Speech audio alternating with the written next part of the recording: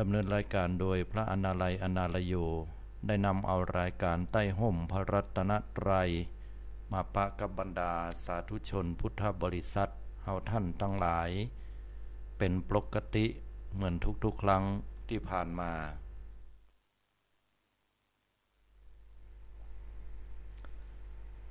โดยจะมาปะกันในช่วงเวลา 5 นาฬิกาถึง 6 นาฬิกาทุกๆวันพุธ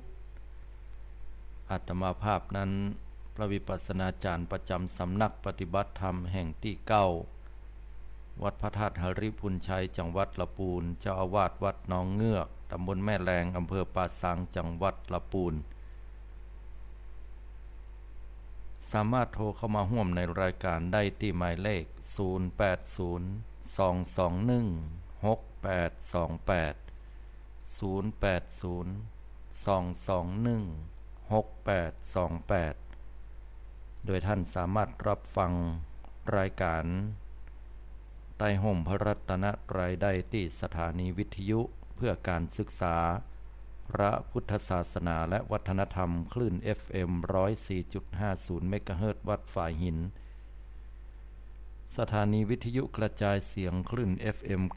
90.75 เมกะเฮิรตซ์เสียงป่าซางหรือฟังทางออนไลน์ได้ที่ Radio 10 ปลาทอง .net 7382 สาธุชนพุทธบริษัททุกท่านเจ้าวันนี้ก็เป็นแฮมเจ้าหนึ่งที่ค่อนข้างจะ มีอากาศที่แปรปรวนไปแต่ว่านี้เมื่อเจ้ายามเจ้านั้นหนาวอากาศค่อยลู่หนาวทั้งที่ว่าเป็นเดือน6เดือน5เป่งพอแฮมวันนึงก็ใครฮ้อนละหนาวไปวันนั้นฮ้อนก็มาวันนั้นวันนี้เข้าสู่เดือน6แล้วก็ยังยามเจ้ายังหนาวอยู่แล้วเมื่อวันก็ฮ้อนแต่วันนี้เนี่ยอากาศค่อนข้างที่จะเดี๋ยวฮ้อนเดี๋ยวหนาวจะได้ให้ศรัทธาเฮาเจ้าข้าก็ต้องรักษาสุขภาพกายของเฮาให้แข็งแรงอยู่เสมอโดยการที่เฮาบริหารร่างกายของเฮามีการแกว่งแขนมีการเดินเบาๆหรือถ้าเป็นคนหนุ่มกำล่ำก้องก็จะต้องออกกำลังโดยการไปล่นพ่องหรือว่าไปทำกิจกรรมอื่นใดที่หมอเพิ่นแนะนำให้เหมาะสมกับวัยนั้นๆทั้งนี้ก็เพื่อที่จะให้ร่างกายของเฮานั้นมันได้เกิดการเคลื่อนไหวและเกิดเหงื่อขึ้นมาก็จะสร้างภูมิต้านทานให้ร่างกายได้ถ้าร่างกายสร้างภูมิต้านทานก็ห่างไกลจากโรคภัยไข้เจ็บในยามที่เฮาจะมีเรื่องโรคภัยไข้เจ็บระบาดหรือจะเสี่ยงต่อการที่เฮาจะต้องได้ปะกับมลภาวะหรือว่าเนี่ยเฮานั้นจะต้องได้มีสุขภาพอันแย่ลงเฮาก็จะมีภูมิต้านทานที่แข็งแรงกว่าแล้วก็เป็นเหตุให้เฮาดำรงชีวิตได้ด้วยความเป็นปกติสุขแต่ยามใดที่ร่างกายเฮาอ่อนแอ เฮาก็มักจะโดนเชื้อโรคต่างๆรอบตัวของเฮาเข้าเล่นงานเป็นเหตุให้เฮาบ่สบายและเข้าสู่โรงพยาบาลได้ฉะนั้น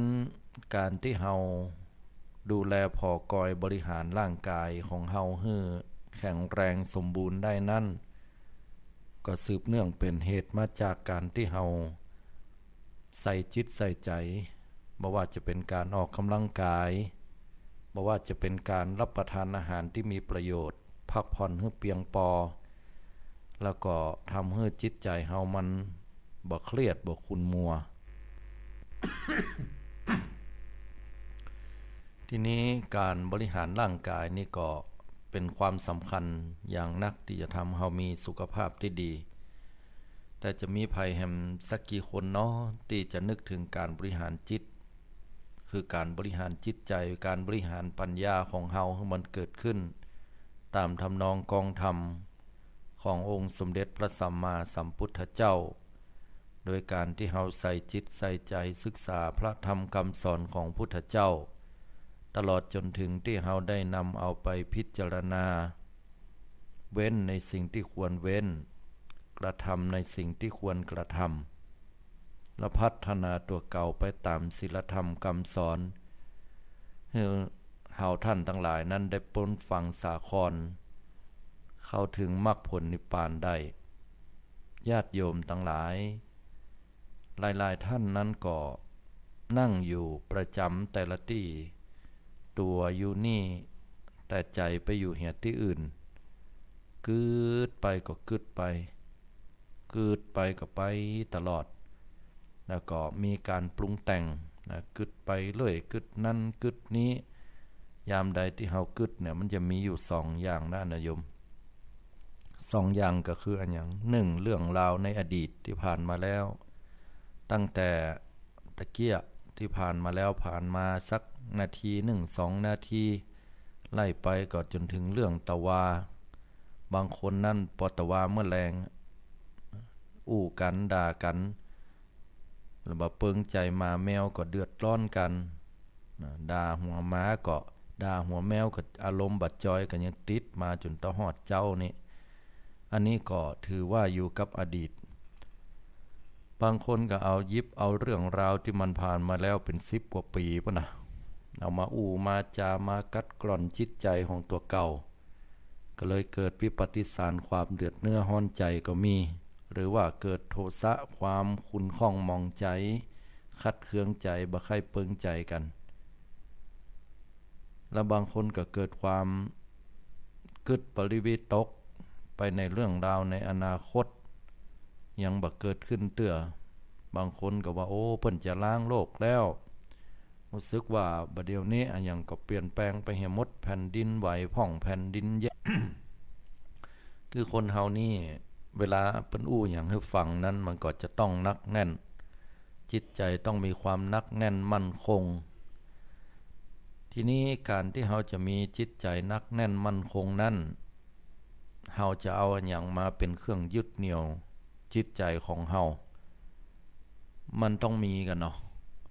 ทุกสิ่งทุกอย่างนั้นถ้าเวลาเฮาอยู่ที่ไหนก็ตามลมปัดมาเฮายังต้องหาที่เกิงที่บังยามเวลาน้ำไหลมาเฮาต้องหาที่เกาะที่เกี่ยวก็เหมือนกันนะพี่น้องศรัทธาญาติโยมมีแสงแดดผ่านมาเฮาก็ไปอยู่ปื้นก่อไม้เป็นที่สรณะที่เปิ่งแต่ในยามที่เฮามีความทุกข์ องค์สมเด็จพระสัมมาสัมพุทธเจ้าได้ตรัสว่าบุคคลใดก็ตามที่ถือเอาป่าไม้พ่องอารามและลุกขเจดีย์ทั้งหลายเป็นที่ปึ้งเป็นสรณะอันนั้นบัจจัยสรณะที่ปึ้งเลยไผที่เอาเรื่องราวอย่างที่เป็นเทพเทวาอย่างต่างๆที่มันคิดว่าจะดลบันดาลให้ชีวิตของเฮามันดีขึ้นก็บัจจัยสรณะที่ปึ้งที่อาศัยให้เปิ้นตุกไปได้ แต่ถ้าปุคละผู้ใดไผผู้หนึ่งได้ถือเอาพระพุทธเจ้าพระธรรมพระสงฆ์มาเป็นสรณะที่ปึ้งพร้อมจิตพร้อมใจในอันสร้างซึ่งความศรัทธาเลื่อมใสเกิดขึ้นและปฏิบัติตามน้ำธรรมคำสอนอันนั้นก็เป็นที่มาของคำว่าโปนตุก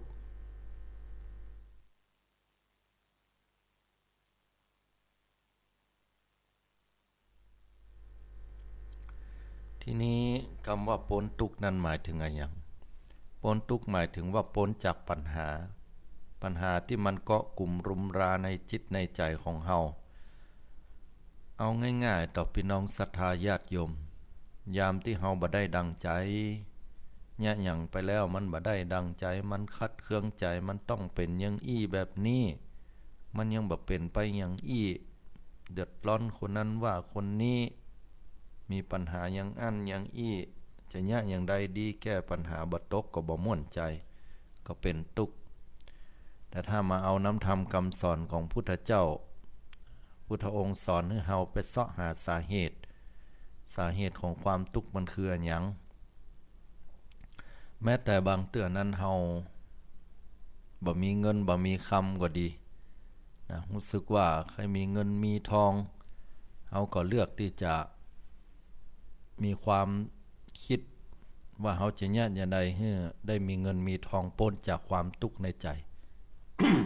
เพราะการที่เขาบ่มีเงินบ่มีทองนั้นมันก็เป็นทุกข์เหมือนกันก็ไปบางคนก็ไปแก้ปัญหาด้วยการซื้อหวยพ่องนะบางคนก็แก้ปัญหาด้วยการไปยิบไปยืมเปิ้นพ่องอันนั้นก็แล้วแต่วิธีที่จะไปแก้ปัญหาบางคนก็ขยันหมั่นเพียรแต่ทำเอาธรรมะของพระพุทธเจ้าแล้วพุทธองค์ก็สอนให้เฮาได้พ้นจากความลำบากและร่ำรวยก็มีหลักธรรมตัวนี้อยู่บางคนบางท่านก็เจ็บป่วยยังหูตัวเก่าว่าเป็นโรคร้ายเป็นโรคมะเร็งเกิดขึ้นแล้วก็รู้สึกหวั่นไหวจิตใจนั้นเกรงกลัวไปหมดกลัวว่าตั้งแต่นี้ไปจะวางตัวเก่าอย่างใดจะปฏิบัติตัวเก่าอย่างใดอยู่ต่อไปไผจะมาดูแลจะต้องมีความทนทุกข์ทรมานกับโรคภัยไข้เจ็บนี่แค่ไหนที่สำคัญที่ปริวิทกที่สุดก็คือความตายจะต้องตายจากลูกจากบ้านจากจองจากสามีหรือภริยาจะต้องตายไปจากหลานที่กำลังน่าฮักอยู่กึดไปแล้วก็เกิดความปริวิทกแล้วก็นั่งให้ออกมาโดยที่ตัวเก่าบ่ได้อยู่กับปัจจุบันก็คืออยู่กับบัดเดี๋ยวนี้ความคิดคนเฮาเนี่ยมันอันตรายที่สุดศรัทธามันปรุงมันแต่งมันแปลงมันย่องตัวของมันโอ้วุ่นวายมาว่าจะกึดไปในอดีตก็ดีถ้ากึดไปในอดีตเนี่ยเปิ้นว่า สัญญาขันมันทำงานสัญญาขันคือความจำบักเก่ามันกำลังทำงานของมันอยู่เนี่ยอยู่เอาวัตถุดิบก็คือเรื่องราวในอดีตเนี่ยมากึดหานะย้อนไปในอดีตทั้งที่มันมีประโยชน์แล้วแล้วไปบปอมันก็ล่วงเลยมาเป็นเวลาเมินมันเป็นเรื่องที่ผ่านมาแล้วเฮาก็ยังเอาสิ่งเหล่านั้นมาใส่จิตใส่ใจมากึดอยู่หั่นน่ะปล่งวางบ่ได้เนี่ยก็เป็นทุกข์แฮมจังลังเตื้อนั้นก็กึดวิตกอย่างที่กล่าวน่ะปริวิตกไปในอนาคตอันนี้สังขารขันธ์ปรุงแต่งเกิดขึ้นละยังบ่เกิดในยังบ่เกิดในปัจจุบันเตื้อก็ไปกึดไว้เหี่ยก่อนกึดไปเลยอ่ะกึดไปสปะอย่างละปงบ่ได้ปริวิตกกึดว่าต้องเป็นอย่างนั้นกึดว่าต้องเป็นอย่างนี้สุดท้ายก็เป็นทุกข์เพราะความกึดนักล้ำไปทีนี้ยังไงอ่ะเมื่อกึดแล้วเป็นทุกข์แสดงว่าเปิ้นบ่ฮื้อกึดมันก็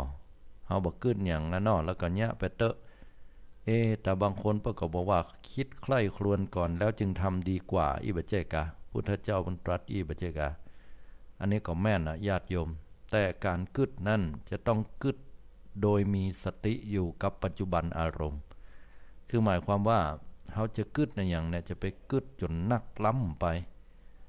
กึดจนบักกล้าที่จะตัดสินใจเนี่ยอย่างกึดจนกึดเล็กกึดน้อยนักล้ำไป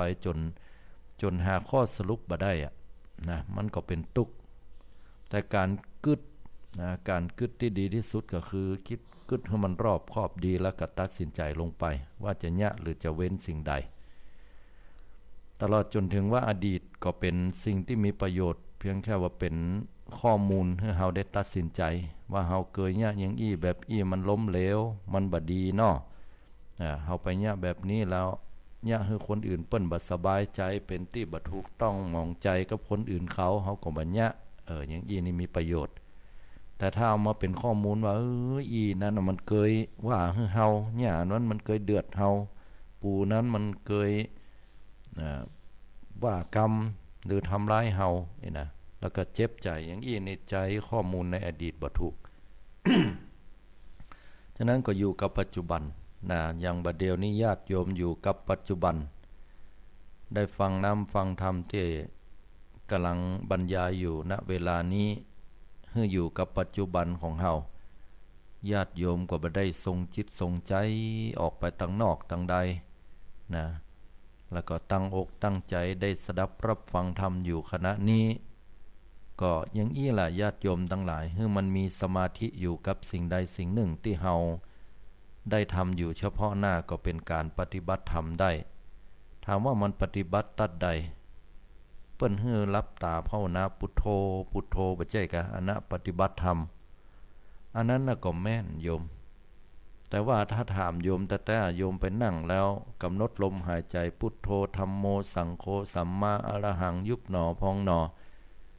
แล้วโยมนั่งรถตัดหันแล้วก็ใจโยมปิกไปบ้านเนี่ยใจโยมไปที่อื่นเหี่ยมันจะปฏิบัติธรรมวะนะแต่ขณะเดียวกันโยมนั่งอยู่ที่นี่แล้วตั้งอกตั้งใจฟังน้ำฟังธรรมส่งกระแสจิตไปตามกรรมที่เปิ้นได้เทศบอกว่าทุกเจ้าตนได้เทศก็ดีบอกว่าตั้งแต่เปิ้นจะมีการอ่านพระไตรปิฎกเล่าเรื่องราวพระไตรปิฎกมาก็ดีครูบาอาจารย์เปิ้นเทศการปฏิบัติก็ดีหรือเรื่องราวอันอย่างก็แล้วแต่ที่เป็นหลักธรรมคำสอนเตือนใจเฮาก็บ่ละบ่ปงบ่วางตั้งใจฟังให้แน่วแน่ส่งกระแสจิตไปอย่างนั้นอันนี้ก็จัดว่าเป็นสัมมาสติและสัมมาสมาธิได้มันอยู่ในตัวโยมน่าถามว่าจะได้เวลาคนสมัยตะก่อนเปิ้นฟังธรรมส่งกระแสจิตไปตามธรรมและจิตมันโป้นตุกเป็นพระโสดาบันเป็นพระอรหันต์อย่างเงี้ยก็เพราะอย่างเงี้ยเพราะว่ามรรค8เนี่ยมันอยู่ในคณะที่เปิ้นฟังธรรมนั้นได้นะอันนี้มรรค8จะเป็นอย่างใดวันหน้าวันตาค่อยมาอู้กันแต่ที่แน่ๆก็คือว่าสรุปคือถ้าใจของเฮามันบ่บิดเบี่ยงเงี่ยงคว่ำไปที่อื่นมีความตั้งมั่นอยู่กับปัจจุบันเรื่องใดเรื่องหนึ่งที่มันเป็นสิ่งที่ดีงามบัดทำความเดือดร้อนให้ตัวเก่าในภายหลังแล้วก็เป็นไปโดยการบ่เบียดเบียนผู้อื่นถูกต้องตามทำนองของธรรมแล้วมันจึงดีมดญาติโยมทั้งหลายทีนี้พี่น้องศรัทธาญาติโยมเฮาท่านทั้งหลายนั่นก็มีคำถามบอกว่าถ้าอย่างนั้นแล้วเนี่ยก็คนเฮานี่ก็ค่อยได้บุญได้กุศลเนาะเฮาจะไปเสาะหาบุญหากุศลเป็นที่เปิ้งแก่เฮาได้อย่างใดเพราะว่าบุญเนี่ยไผก็ค่อยได้ถ้าได้บุญแล้ว บุญก็จะเป็นเหตุทำให้เฮามีความสุขอันนี้แต่ก็คำตอบก็คือว่าแม่นละบุญเนี่ยเป็นที่เปิ้งของหมู่เฮาชาวโลกทั้งหลายเหล่าสรรพสัตว์ทั้งหลายที่ต้วนเตียวอยู่ในวัฏสงสารก็เหมือนอาหารการกินเนี่ยห่อข้าวที่เฮาเป็นเสบียงเลี้ยงตัวเก่าบุญนี่เป็นธรรมชาติที่ทำให้จิตใจเฮาผ่องใสและเป็นเหตุให้เฮานั้นมีความสุขทีนี้ธรรมชาติของบุญเนี่ยมันก็แตกต่างกันออกไปการที่จะเสาะหานั้นคนสมัยก่อนเปิ้นมีวิธีเสาะหาหรอเพื่อใครได้บุญนี่นะบ่ใช่ว่าบุญเนี่ยมันจะมีเฉพาะอยู่แต่ในวัดอย่างเดียวญาติโยมทั้งหลายบ่ใช่ว่าเฮาจะต้องยกสังฆทานไปถวายทานตุเจ้าพระเนรเฮาได้บุญแล้วอย่างอีอย่างเดียวก็บ่ใช่แต่ถามว่าอันนี้แม่นก็มันก็แม่นอยู่ทีนี้คนสมัยก่อนเนี่ยเพิ่นไปเสาะบุญกันอย่างใดเปิ้นเอาแซะเอาจำไปแม่นก็ว่ามใจเปิ้นจะเอาอย่างเอามีดเอาผ้าไปกะเปิ้นไปเสาะบุญนี่เปิ้นเสาะกันอย่างใดก็มีเรื่องราวที่เล่าได้อู้จากันไว้ในสมัยคราวครั้งปุณกรพุทธกาลคือก่อนพุทธกาลพระพุทธเจ้าทรงพระนามว่าสมณโคดมเพราะพระพุทธองค์นั้นได้ตรัสบอกไว้ว่ามีอยู่ในคราวครั้งหนึ่งเฮาตถาคตได้ไปบังเกิดเป็นมานพหนุ่มผู้มีร่างกายกำยำในชาติของพระพุทธเจ้าทรงพระนามว่ากัสสปะตอนนั้นเฮาตถาคตเกิดเป็นมานพหนุ่มก็ได้เกิดความคิดกันในหมู่เพื่อนฝูงและก็คนบ้านใกล้เฮือนเคียงกันว่าวันนี้เฮาจะพากันไปเอาบุญถ้าเฮาอู้อย่างอี้เนาะญาติโยมมันก็ยิ้มละเฮาก็คงคิดว่าเฮาต้องเข้าไปที่วัดไปเอาบุญนะแต่ว่าของเปิ้นนี่บ่เหมือนอันนะเฮ้ยเปิ้นบอกว่าเปิ้นจะไปเอาบุญกันแล้วก็ปากันปะหมู่เฮาไปเอาบุญกันนะก็จวนกันแล้วก็เอามีดพ่องเอาเสียมพ่องเอายูสลาดพ่องเอาไม้กวาดอย่างต่างๆตลอดจนถึงกะเกียมสิ่งของต่างๆฝ่ายไม่ยิงก็เป็นคนปากันดาเข้าปาอาหารและจากนั้นก็สละเวลาเหี่ยววันหนึ่งออกจากบ้านไปถึงตัง3 แพร่ง 4 แพร่งคำว่า3 แพร่ง 4 แพร่งก็คือ3 แยก 4 แยกเนี่ยทางบ้านเฮาเนี่ยนะ แล้วก็มาพิจารณาล่ำเปิงว่าคนเปิ้นเดินกายไปกายมาที่นี่ลางเทื่อนั้นก็ได้รับความลำบากเดินผ่านที่นี่ไปแล้วเป็นทางแยกก็แต่มันอุกไปหน่อยก็ปากันเพี้ยวกันทางปากันขุดเอาหากไม้ก็ดีต้นไม้ที่มันขวางทางนั้นออกไปปรับที่ให้มันสะอาดปรับที่ให้มันเรียบอันไหนที่มันโห้งก็ปากันขุดเอาดินมาถมมาเปาะให้มันสูงขึ้นอันไหนที่มันดอนก็ปรับลงอย่างอี้เป็นต้นจากนั้นก็มาคิดว่าสถานที่นี่นั้นก็ร่มรื่นดีนะก็ปากันได้นำเอาไม้มาแปลงเป็นตูบก็ดีหรือว่าแปลงเป็นห้างเปิ้นฮ้องว่าศาลาริมทางเรียบร้อยแล้วก็เอาดอกไม้นะมาปลูกข้างทางพ่องให้มันสวยสดงดงามหันว่าคนเปิ้นเดินทางไกลสมัยตะก่อนเปิ้นเดินหรอเปิ้นเดินมีล้อเกวียนมันในจะมากันเฮ็ดเตื้อก็เลยปากันขุดน้ำบ่อก่อศาลาเนี่ยขุดน้ำบ่อลงไปปากันเนี่ยให้มันสะอาดสะอ้านตักน้ำขึ้นมาล้างมาส้วยได้เอามากินได้ดื่มน้ำอิ่มมีความเย็นชื่นอกชื่นใจแล้วก็ปากันปลูกดอกไม้ให้มันสวยสดงดงามจัดที่จัดตังให้เป็นที่อภิรมย์ชมชื่นภายไปภายมาแล้วก็เปิ้นจะได้ชื่นอกชื่นใจเป็นที่พักในยามฮ้อนยามเมื่อวันอย่างนี้เป็นต้นก็ผลปรากฏว่าเทวดาเนี่ยนะก็เลยมาถามพระพุทธองค์ว่ามันมีบุญอะไรอย่างน้อนะหมายถึงว่ามาถามพระพุทธเจ้าทรงพระนามว่าสมณโคดมยุคสมัยพุทธเจ้าของเฮานี่นะมันมีบุญอย่างน้อข้าแด่พระองค์ผู้เจริญบุญนั้นจะเพิ่มพูนทั้งกลางวันแล้วก็กลางคืนนี่นะพ่วมตึงเมื่อวันแล้วก็มาคืนพุทธองค์ก็เลยแสดงเรื่องนี้ให้ฟังว่าภัยที่ได้ขุดนำบ่อก่อศาลาก็เป็นเหตุที่มาของการที่จะได้บุญได้กุศลโดยมีพระบาลีเนี่ยได้ตรัสไว้ตยในวนโรปสูตรสังยุตตนิกายสคาทวรรคในพระไตรปิฎกซึ่งพระพุทธเจ้านั้นได้ตรัสสำทับไว้ว่าอารามโรปาวนโรปาเยชนาเสตุกาลกาปะปัญจะอุทปานัญจะเยททันติอุปสยังเตสังทิวาจรัตโตจะสทาปุญญังปวัฏฐติธรรมัฏฐาศีลสัมปันนาเตชนาสขคามิโนแปลว่าชนเหล่าใดสร้างอารามปลูกร่มไม้สร้างสะพานและชนเหล่าใดฮื้อลงน้ำเป็นตาลและบ่อน้ำพร้อมกับที่พักอาศัยบุญของผู้นั้นย่อมเจริญในการทุกเมื่อทั้งกลางวันและก็กลางคืนแก่ชนเหล่านั้นและชนเหล่านั้นเป็นผู้ตั้งอยู่ในธรรมสมบูรณ์ด้วยศีลย่อมต้องเป็นผู้ไปสู่ภพภูมิที่ดีมีสวรรค์เป็นต้นอันนี้พระพุทธองค์ได้ตรัสไว้ในพระไตรปิฎกวนโรปสูตรสังยุตตนิกายสคาทวรรคได้ตรัสแก่บรรดาเทวดาที่เข้ามาถามพระพุทธองค์นี่ล่ะศรัทธาญาติโยมทั้งหลายการที่เปิ้นไปเอาบุญเปิ้นเอาบุญกันอย่างอี้กำนี้ก็ถ้าหากว่าหมู่บ้านเฮาเปิ้นประกาศขึ้นมาไปปากันไปพัฒนาหน่อยเน้อวันนี้เฮาจะไปพัฒนาหมู่บ้านแสดงว่าพ่อหลวงบ้านก็ดีหรือผู้นำหมู่บ้านนั้นๆก็ดีเปิ้นจวนเฮาไปเอาบุญบ่ใช่ว่าเปิ้นไปแล้วก็ลักล้อมแล่มก้อมแก้มไปเหตุกรรมเดียวก็สดปิกตัวเก่าก็ไปได้บุญสักกรรมเพราะว่าใจเฮามันติดอยู่กับบ้านทางหลังเตื้อเปิ้นช่วยกันโอ้คนละไม้ละมือบ่ได้ไปแต่เน้อข้าเจ้าขอหอมเป็นสตังเล็กๆน้อยๆนี่เนาะบ่ได้ไปล้างเหมืองกับเปิ้นจะได้ช่วยกันเหมืองคลองชลประทานจะได้เอาน้ำเข้าสู่หมู่บ้านบ่ได้ไปช่วยบ่ได้ไปเอาบุญก็ขอหอมไปกันละกันนี่นะเป็นอาหารการกินให้เปิ้นช่วยกันเป็นพลังเฮาเป็นพลังทรัพย์เพราะว่าติดการติดงานอันนี้ก็ได้อยู่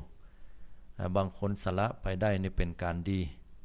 แต่บางคนที่พยายามจะหลีกหนีตึงบ่เอานะเปิ้นเนี่ยยังตัวเก่าก็ตึงไปช่วยเปิ้นกำแล้ว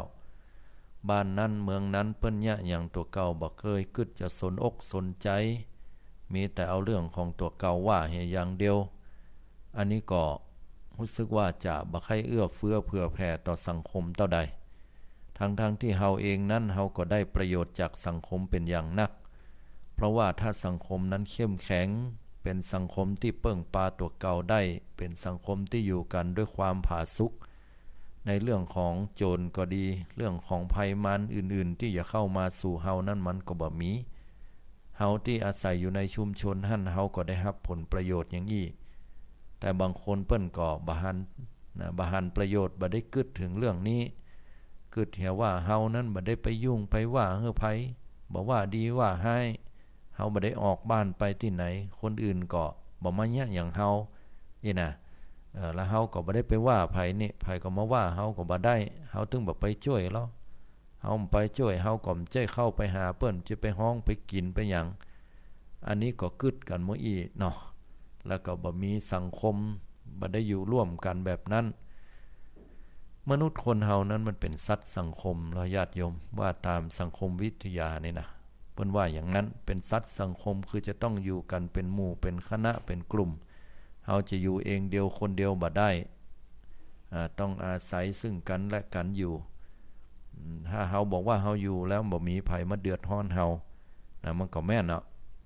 แต่ถ้าหากว่าวันใดวันหนึ่งเกิดไฟไหม้ลออย่าแผ่นดินไหวลอตัวเก่าได้รับผลกระทบโจรภัยขึ้นบ้านลอยเฮามั่นใจก็ว่าเฮาจะแบบขอเปิ้งปาอาศัยภัยเฮามั่นใจแล้วก็เวลาโจรขึ้นบ้านเฮาจะบ่โทรหาตำรวจเฮามั่นใจแล้วก็ว่าเฮาจะบ่เอิ้นหาคนนั้นคนนี้เวลาเฮาเป็นเจ็บเป็นเย็นอุ่นเป็นเว้ยเอ้ยกันขึ้นมาจะฮ้องหาคนบ้านเหนือบ้านใต้แล้วไผจะมาใครช่วยเฮาในเมื่อเฮาก็ยังบ่ออกปากหรือว่าบ่ออกไปข้างนอกไปช่วยพี่น้องไปช่วยบ้านอื่นเปิ้นสังคมบัดเดียวมันเป็นอย่างนั้นไปเหียญาติโยมทั้งหลายอาตมาภาพนี่ในสังคมบ้านของเฮาอุ้ยง่ายเนาะเป็นคนบ้านนอกบ้านหมู่เฮานี่นะก็ยังพอมีน้ำจิตน้ำใจซึ่งกันและกันแต่สังคมบัดเดียวมันเปลี่ยนแปลงไปนักคนเลือกที่จะไปอยู่กันตั้งนอก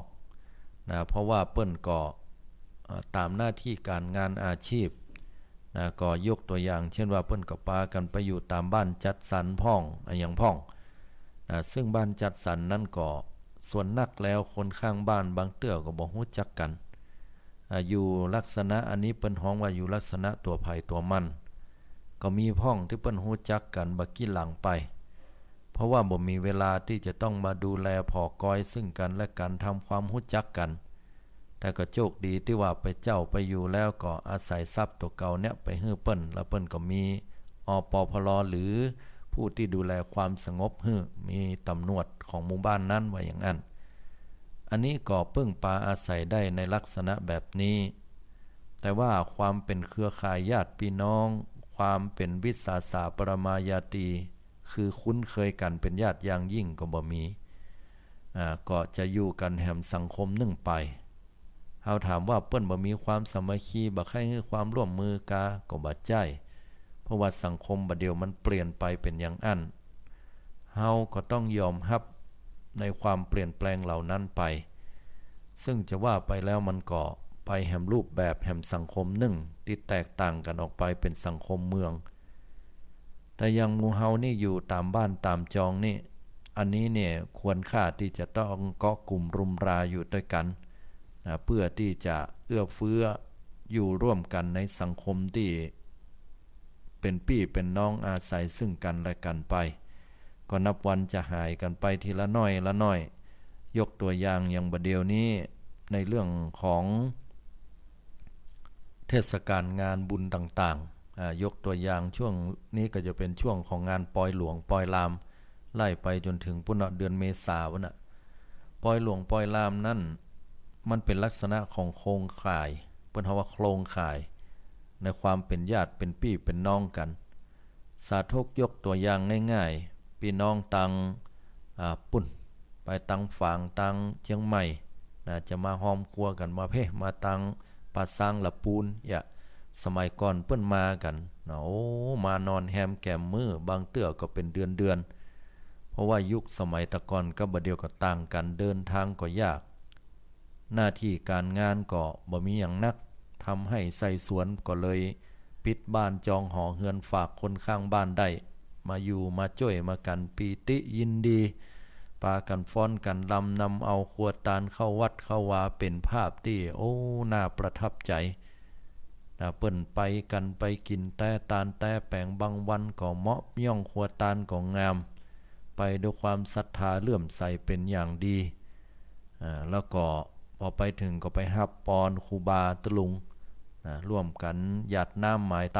าลเสนาสนะช่วยกันก่อกันสร้างเป็นภาพที่ติดตาหมู่เฮาเจ้าข้าหลายๆท่านหลายคนตั้งแต่คนอายุ5 6 70 80ไปละแต่ยุคสมัยบัดเดียวมันแตกต่างออกไปหำละป้อยหลวงบัดเดียวมันบ่เหมือนตะก่อน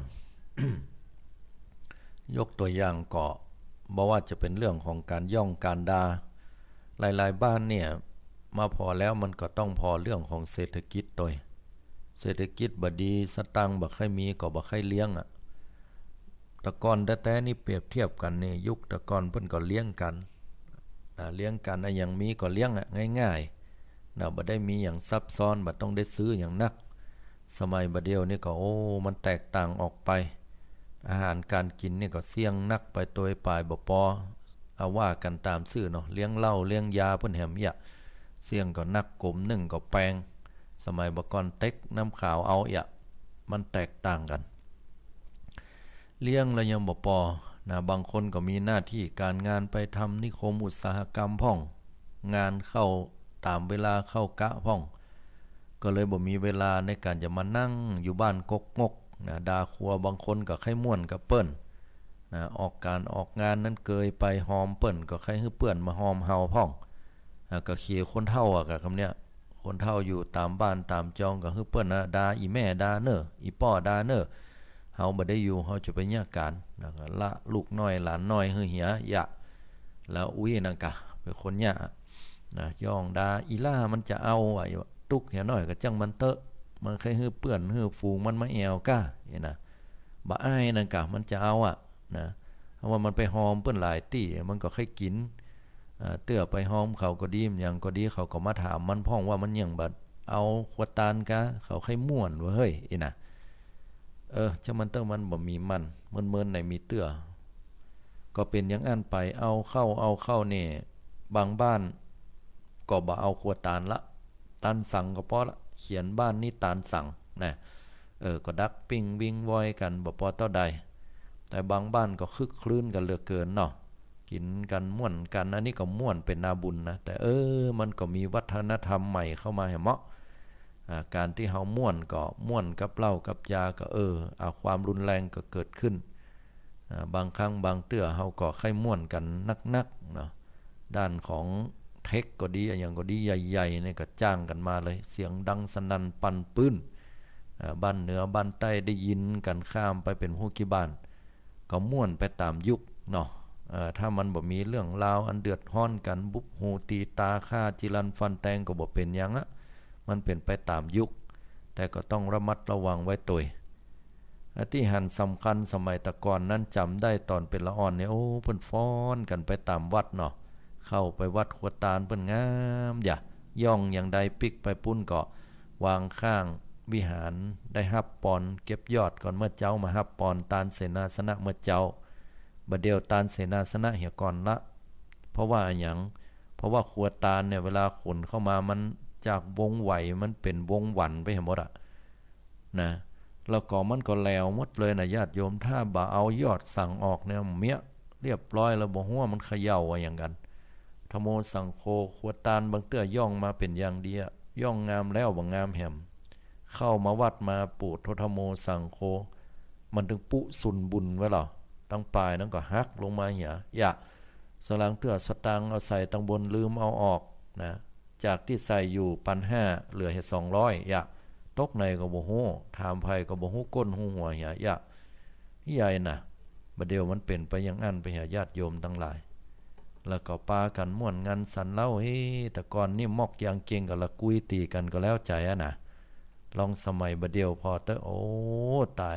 เป็นมีดเป็นผ้าเดือดร้อนวุ่นวายกันอีกก็มี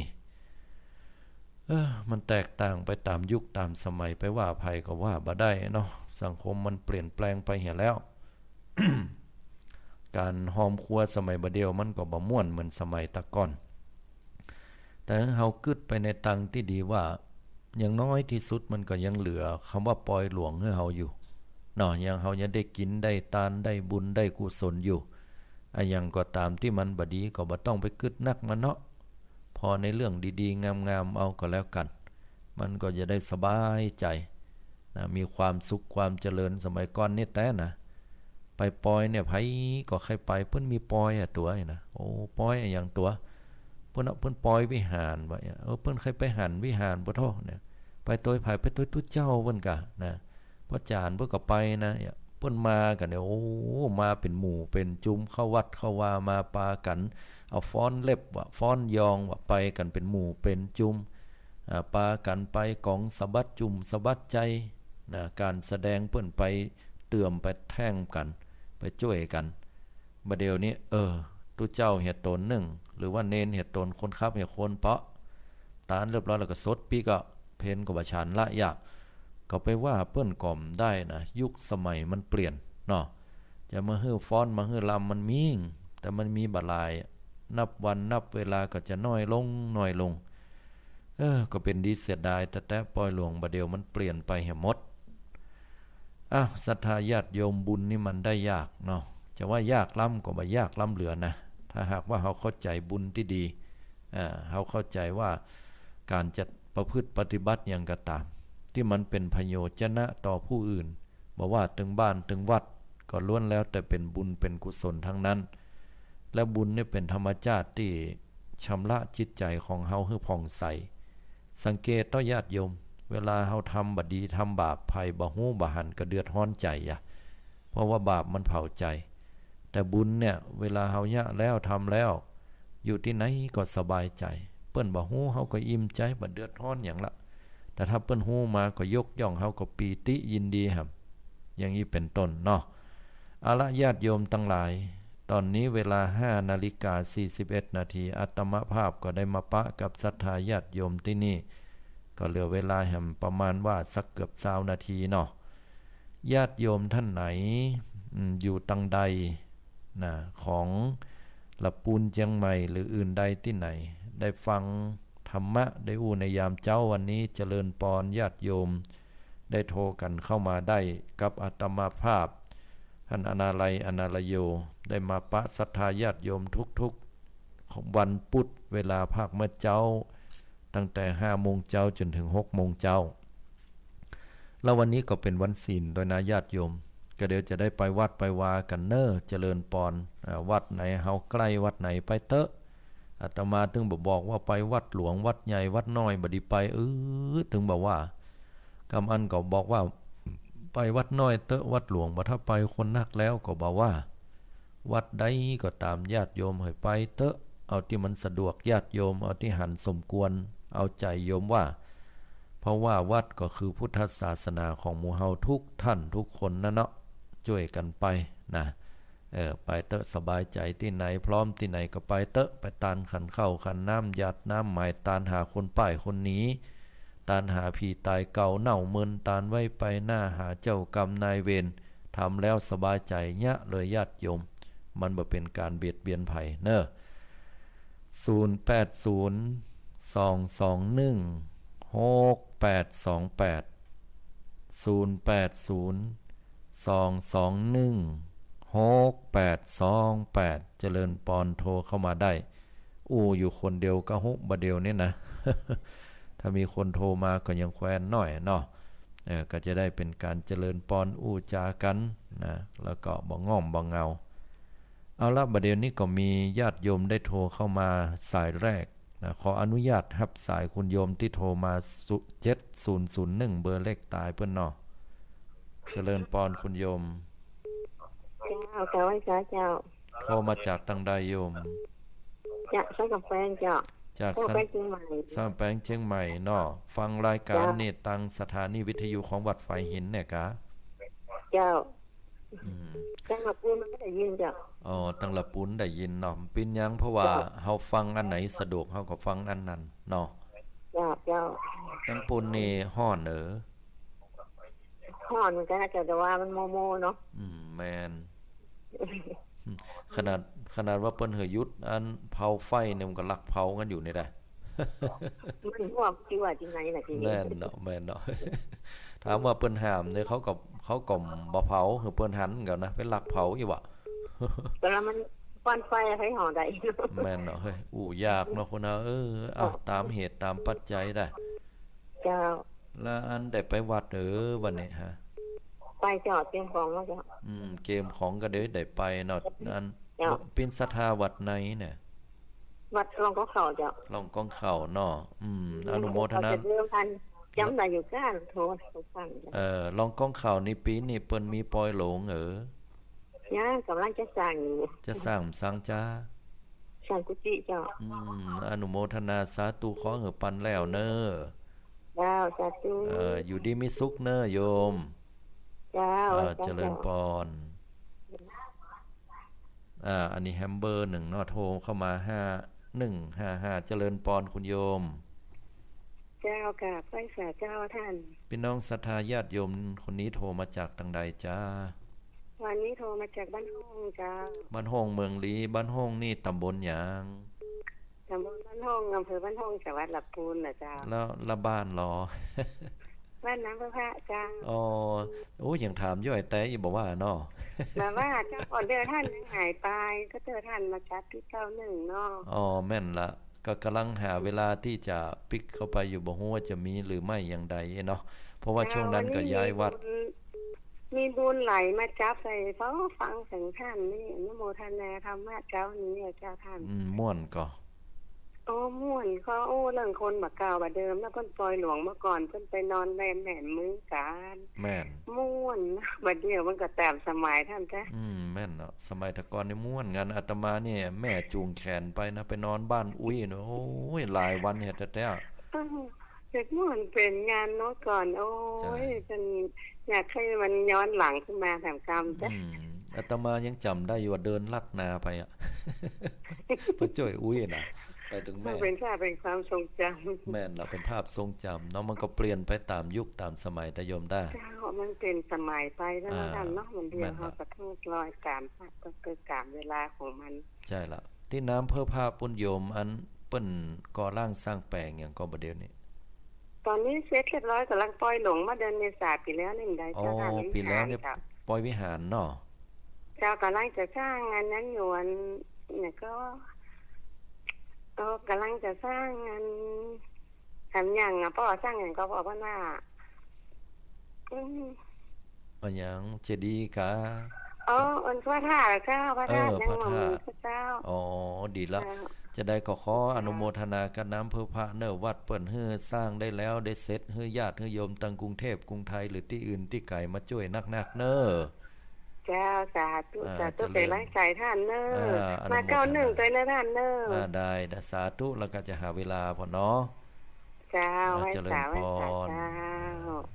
อันนี้ก็เป็นพี่น้องคณะศรัทธาจากน้ำเพื่อพระเนาะท่านที่โทรมาบ่ได้รับสายโทรมาแห่มกำนึงเนอใจเย็นๆเนาะต้องขออภัยโดยขอบคุณอนุโมทนาที่โทรมาเป็นกำลังอกกำลังใจต่อกันอยู่ด้วยกันที่นี่7585เนาะขออนุญาตรับสายก่อนเจริญพรคุณโยมให้สาเจ้าท่านพระครูโทรมาจากกล้วยสุพรรณนะเจ้าปากล้วยสุพรรณเจ้าเก่าเจ้าเดิมเนาะเจ้าปากล้วยสุพรรณนี่บ่ได้โทรเหมือนกุเตี้ยที่เป็นเทพเนาะท่านเนาะแม่นละบางเตื้อก็เป็นเทพแต่ส่วนนักจะออกสดหมดเลยถึงป่วยหลวงตะกอนนี่เปิ้นม่วนเนาะท่านเนาะม่วนแต่ก็อันโยมปากล้วยสุพรรณนั้นชื่อวัดแต่เพิ่นชื่อวัดอะไรหยังที่คนเปิ้นป่วยหลวงเปิ้นม่วนเนาะแม่นละอันบ้านโยมเพิ่นชื่อวัดหยังชื่อวัดปากล้วยหยังกะวัดสุพรรณเจ้าวัดสุพรรณนี่เนาะตุเจ้าพระเนรเพิ่นมีหลายอยู่กะตุเจ้ามีตนเดียวเจ้าเขียมได้ของบ่เขียมหายากเนาะเจ้าเอาบ้านเพิ่นมาเนี่ยแม่นละไปนิมนต์มาก่อนท่านแม่นละที่ไหนก็ตามโยมเฮยบ่เดียวถึงเขียมแต่ตุพระเฮาน่ะ เออสมัยตะก่อนนี่ตู้ผ้าเพิ่นมีหลายตัวน่ะกับเดียวเนี่ยมันละจะก็ดอกอย่างไหว้สวยไหว้แต่ว่าแล้วเนาะกำลังจะไปวัดเนาะไปวัดเจ้าจะได้แฮก็ตามคนเดียวมันบุญนี่ท่านว่าทำบุญนี่หาบ่ยากอ่ะคนเฮาไปต่างหากนะท่านนั่นเนาะมันคือเฮาต้องแสวงหาหน่อยทำง่ายบุญน่ะเนาะแม่นละอยู่บ้านก็ยังทำได้นะอย่างน้อยก็ถือศีลเนาะโอ้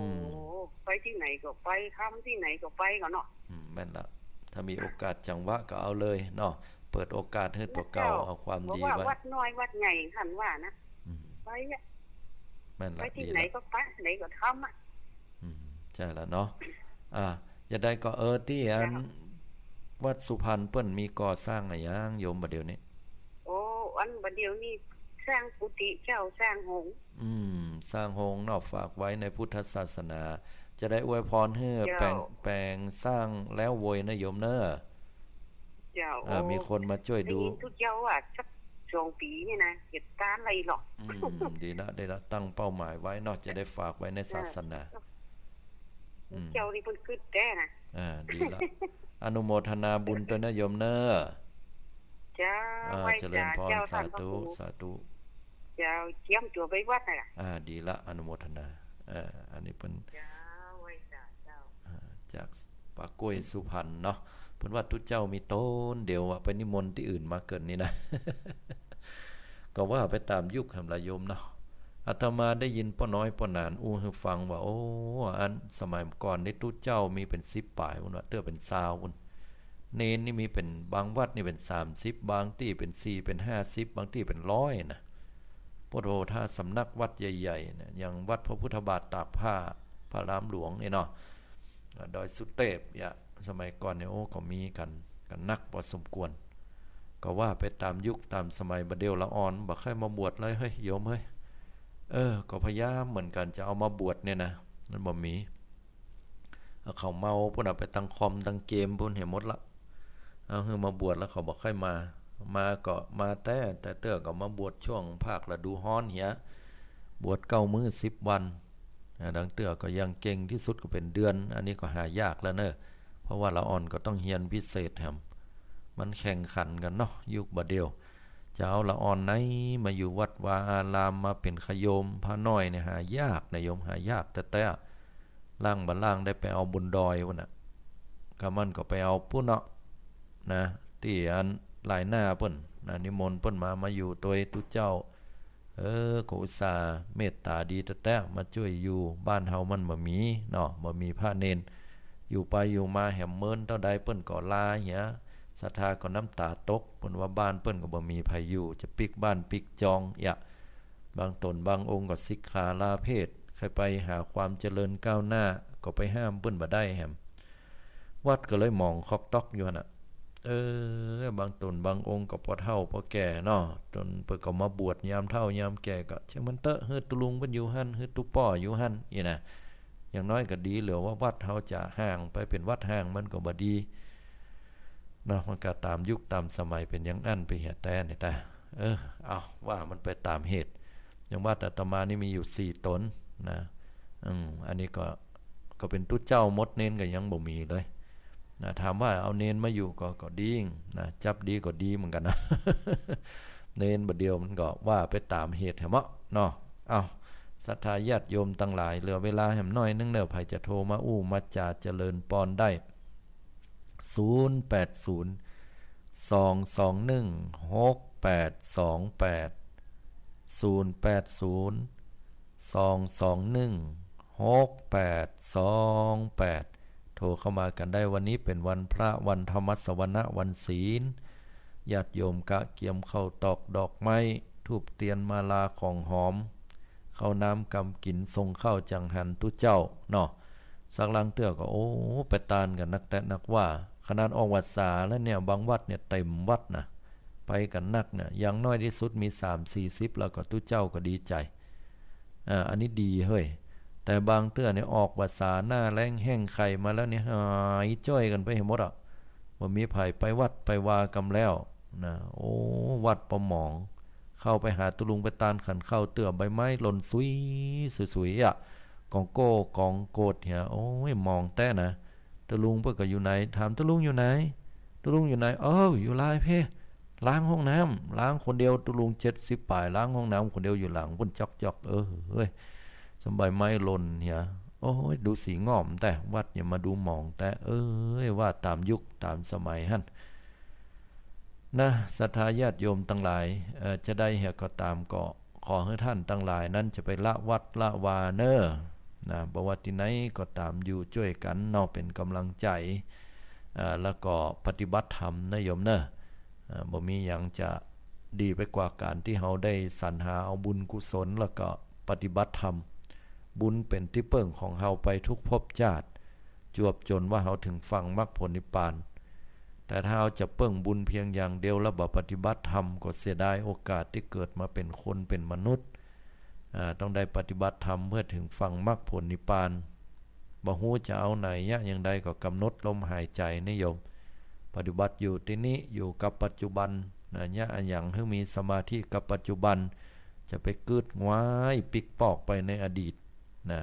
คือเกิดความวิปฏิสารเกิดความบ่ม่วนใจอย่าไปกึดไปในอนาคตด้วยความที่เขาจะกังวลอกกังวลใจล้ำไปนะคืออยู่กับปัจจุบันนี้นะเพราะฉะนั้นก็ขอให้ทุกท่านได้มีความสุขความเจริญนะคงจะบ่มีไผโทรเข้ามาละน้ออาตมาภาพก็เจริญปอนศรัทธาญาติโยมในยามค่ำคืนในญาติโยมทั้งหลายก็ได้ฟังน้ำฟังธรรมกันได้ตอนแรกว่าวันนี้อาตมาภาพจะเดินทางไปเทศที่เชียงหายข้ามดอยนางแก้วไปแล้วก็เมื่อคืนก็คงเป็นเทพเปิดแต่พอดีว่าคนขับนี่หายากเหมือนกันนะเพราะว่าไปแล้วปุ๊บก็ต้องปิกปั๊บเลยก็อาจจะนักพอสมควรก็เลยว่าเป็นญาติพี่น้องกันเนี่ยก็ว่าบ่ได้ไปเนอะเพราะว่ามันอุบัติเหตุหน่อยนะญาติพี่น้องก็เข้าใจเนาะเพราะนั้นก็เลยบ่ได้ไปบ่บึดนี่ก็ได้จัดรายการสดให้ญาติโยมฟังมาฟังกันเนอะ20:00 นถึง 4:00 นในรายการ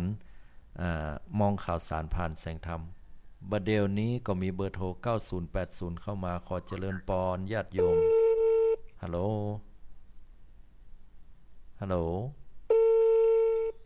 อย่างนั้นฮัลโหลโยมยังมาดังปุ๊บปั๊บบัดเดี๋ยวจะได้ก็โทรเข้ามาใหม่เนาะญาติโยมอนุโมทนาบุญกินบุญทานกับทุกท่านทุกคนพอเวลาแล้วก็เหลือน้อยละเนาะจะได้เหี่ยกับเดียวก็จะนำเอารายการใต้ห่มพระรัตนตรัยอาตมาภาพจัดรายการทุกๆวันพุธเนอะใต้ห่มพระรัตนตรัยเวลาตั้งแต่ 5 โมงจนถึง 6 โมง1 ชั่วโมงด้วยกัน